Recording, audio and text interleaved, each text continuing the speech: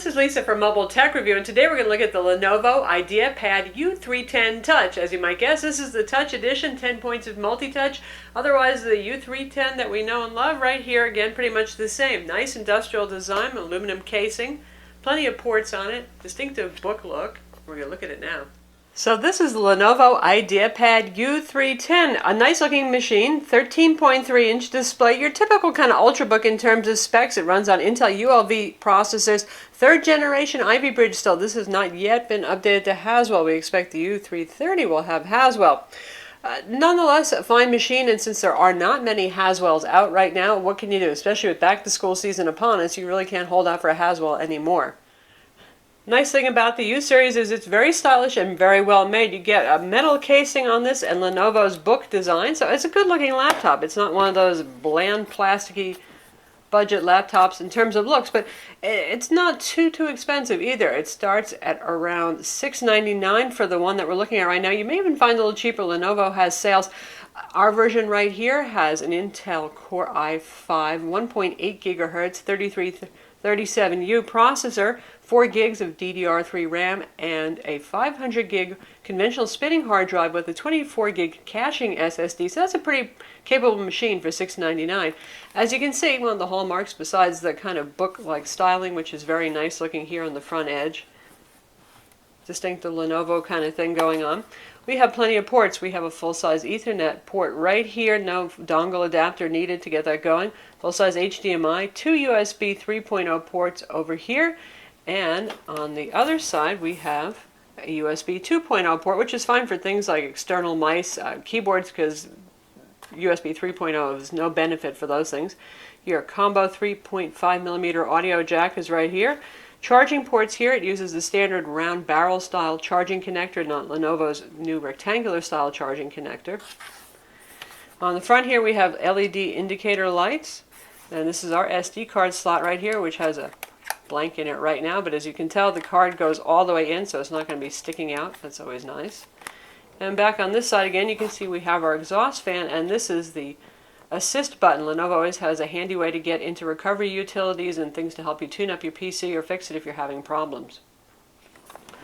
On the bottom here, pretty simple design. We've got our cooling ventilation right here. You can see these 4 rubber feet. For those of you who are adventurous and want to get inside this to do some upgrades, you pop off the rubber feet. And the nice thing about the rubber feet is they're not glued on, so you don't have to worry about destroying the adhesive. You can just grab these. Some kind of really skinny screwdriver is a great way to do it. You really can't get it with your fingernail, but pops off, meant to pop off, pops back on again. Again, there are 4 Phillips head screws here, and then you have to work some kind of spludger tool, one of those plastic loyalty cards around the edge, starting from the back to pry off the bottom on this.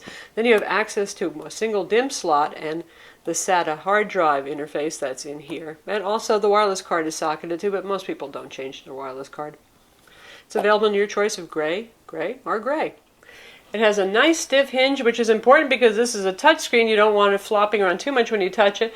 Moves a little bit, you can see. I'm just touching it, not really hard, normal pressure, but it stays enough that actually it's generally speaking pretty usable, and as hinges go, it's pretty stiff, and it goes back about yay far. It's not one of those ThinkPads that actually collapses all the way flat, which isn't the most useful feature anyway. So that's far enough back for decent viewing angles.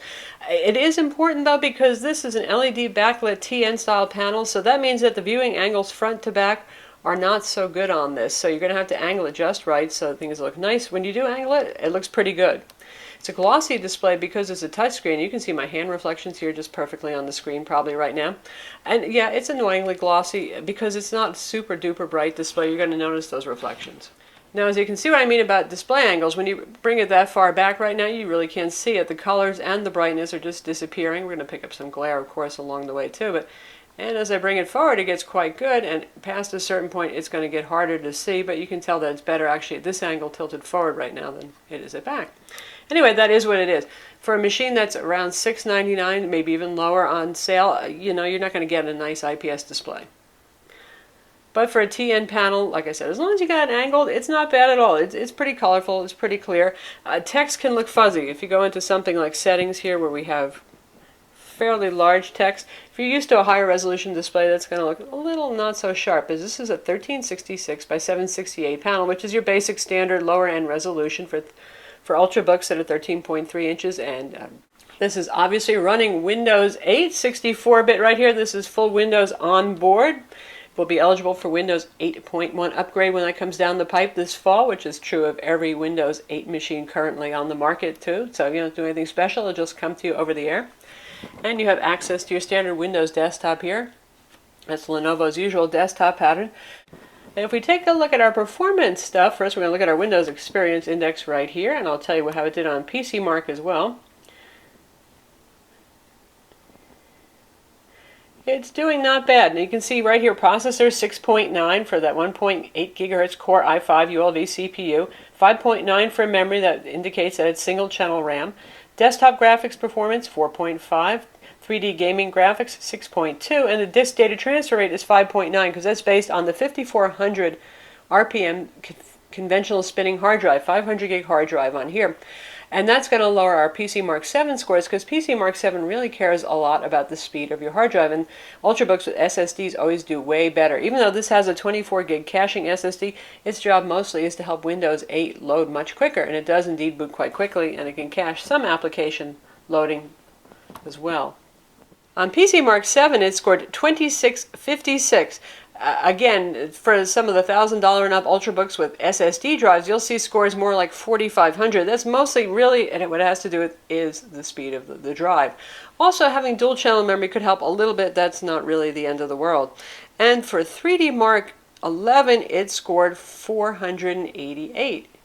Not a gaming machine by any means, but most Ultrabooks really aren't. This has Intel HD 4000 integrated graphics. There are no dedicated graphics available for this. It's more than fast enough for productivity work, for your schoolwork. You can do Office all day long, social networking, Twitter.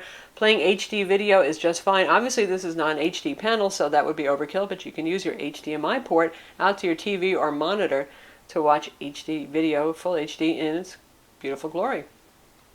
Lenovo also offers this with a Core i7 CPU. I haven't seen them offering with 8 gigs of RAM. I'm not sure why. It certainly is possible. The RAM is upgradable on this. It could go to 8 gigs, and maybe they'll bounce those SKUs around and it'll show up. But 4 gigs is enough, again, for productivity work. Even when I'm doing something using Office, using Photoshop, I may have a couple of live tile apps running over here. I really haven't exceeded 4 gigs of RAM. So unless you're doing something a lot more serious like VMs and you know that you need a lot of RAM, I wouldn't worry about it too much. You can see Lenovo has stuff bundled on here. They have the Office trial here, so you can try it out for 30 days. The usual things like eBay, Zinio, Kindle, Evernote Touch, Skype's on here, Encyclopedia Britannica.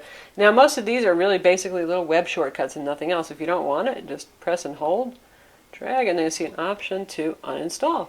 Gone just like that. In terms of full-fledged bloatware, the stuff that's on the desktop here, there really isn't much at all, so good news there.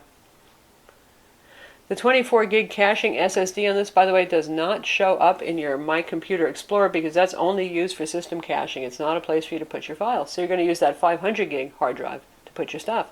And that is one nice thing about having that conventional hard drive. That's a lot of space. So you don't have to worry about, oh, I only have 128 gigs of space on my SSD and really only 60 available to me. You can put big media libraries on here, image files, whatever you want. Keyboard's also quite good. Again, making this good for both school and work. And take a look here. We've got nice large layout. Lenovo makes a very nice AccuType keyboard here. Really good tactile feel. The keys are large with a smile shape. It's very pleasant to type on. The only thing is with the IdeaPad line, unlike the ThinkPad line, you don't get backlit keyboard as an option. So if you like to type in the dark, you're going to have problems. There's that. We have our FN row right up here. You don't have to hit the FN key to use the multimedia functions for volume, brightness up and down, that kind of thing. Embedded arrow pad, page up, down, and over here on the side, which some people might like, some people might not. Large glass trackpad here, Synaptics trackpad, one of the buttonless ones, so the whole thing moves and clicks instead of having discrete separate buttons. It works quite well. Usually Lenovo puts out a pretty good trackpad, and I have no complaints whatsoever about it. In addition to 10100 Ethernet, not gigabit Ethernet, kind of a bummer there, but sufficient for most people's uses, has Intel Centrino Wireless N2230 single band Wi-Fi that's compatible with WiDi and Bluetooth 4.0 as well. There's no NFC here. Weighs 3.9 pounds, not too thick either, 0.7 inches, and that's an aluminum casing on this. So again, what you're paying for your $700 here is Largely the casing quality, the look, the design, that kind of thing. Battery life, it has a 3-cell battery, and it hasn't been the strong point of the machine, to be honest. It runs about 4.5 hours on a charge, so if you guys need one of those Energizer bunnies that you're not going to have to plug in all day, this is not it. If you're doing productivity work, obviously, it's going to last a whole lot longer if you're just working in Word or Excel or something like that. But if you throw in some streaming video playback, a little YouTube fun, image editing, even if you do a lot of image editing, you're going to be closer to the 4-hour mark. If you're doing productivity, you can squeeze 4.5, maybe 4.75 out. Because the display is not that bright, I would say you're probably not going to be running it very dark. Right now we're at our brightest setting, and we just drop it down to about the 50% point, you can see we're in a reasonably bright room, but not hugely bright, and that's already kind of really too dim to use. The fan is also usually audible on this. Probably you can hear the difference now that I've closed it and it's gone to sleep. It's not blasting full bore, but you can just about always hear it. So those of you who crave a silent machine, again, this one isn't for you. Not that it's a vacuum cleaner, but it's not whisper quiet at all times either, even when just running on battery power. Lenovo also offers this with a Core i3 option. I really advise against it, though. Right now, the Core i3 is more expensive than the i5. Go figure, because Lenovo has sales on the i5 and even on the i7 going on. The i3 has slower graphics on it, does not have turbo boost. It's just not worth saving your money on that. Do not save your money in that way. As a consolation for battery life, the charger is really, really compact, so it's not much to carry around. Only a couple of ounces, not too heavy, and incredibly long amount of cord here, so you don't have to be the closest to the outlet to actually be able to plug in and charge this guy. In terms of web browsing, you have the usual dual versions of IE10. You have the Metro log tile version here that runs full screen, and also the regular version that runs on the desktop, and we'll use the Metro one here for a change. And here's our website running just fine. Pinch zooming works, all that kind of thing. So, you know, it's a pretty decently powerful PC. You're not going to have any problems there. And now we've switched to the desktop version of IE, so you can see both versions. This is probably the one that you're more accustomed to if you've been using Windows 7. Still supports pinch zooming and all that kind of thing. And we'll check out video review. So we can see streaming video. And this is of the Nexus 7 2013 edition. And you can see how nice and colorful images look here. It's not really a bad display, to be honest, for the price. You can hear how loud the speakers are too. Dolby audio, a little on the tinny side, but boy loud. We're at 70% volume right now. This is Lisa from Mobile Tech Review, and today we're going to look at the Nexus 7. This is the second generation Nexus 7 2013 edition. Google didn't come up with a new name for it, so that's the best we can do in trying to describe 720p, this. and now full screen. Really nice display, the highest resolution 7-inch display you're going to find on a tablet right now. Nice industrial design, fast. So all in all, it's pretty capable. Like I said, you can do your productivity work, your schoolwork on this, you can do image editing on this, you can stream video. Not bad. You get a good keyboard, metsa battery life. That's one of the challenges. Certainly a nice looking machine and pretty solidly built. Got metal everywhere and a good selection of ports, so not a bad machine at all. So that's the Lenovo IdeaPad U310, 3.9 pounds, not too heavy. You're probably not going to rest it on your shoulder all the time like this, but still very portable, fairly powerful, decent machine for the money. I'm Lisa from Mobile Tech Review. Visit our website for the full review of the Lenovo U310, and don't forget to subscribe to our YouTube channel.